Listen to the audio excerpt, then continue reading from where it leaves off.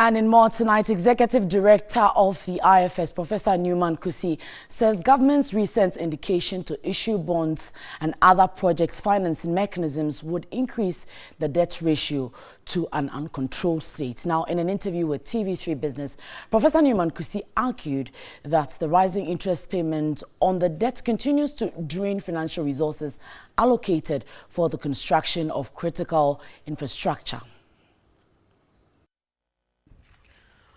Over the last decade, Ghana's interest payment on debts has increased from 300 million to about 15 billion cedis.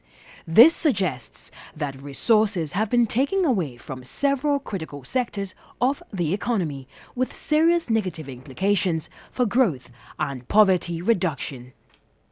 Executive Director of IFS, Professor Newman Kusi, disclosed that presently government spends 42% of its revenue on interest payments.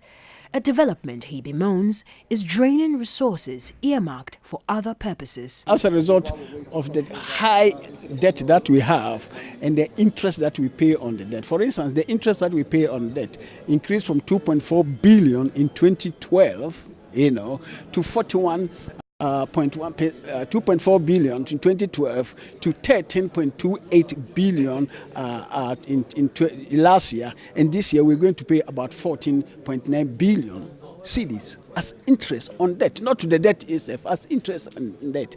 And if you relate it to the revenue that we collect, you see that as of 2016, for every cedi that we collected, 41 pesos went to pay interest on our debt. And this year, 2018, for every cedi that we collect, about 39 pesos will go to pay interest. So if you collect one cedi and you pay 39 pesos, you used to pay interest, then how much is left to fund all the government activities and those type of things?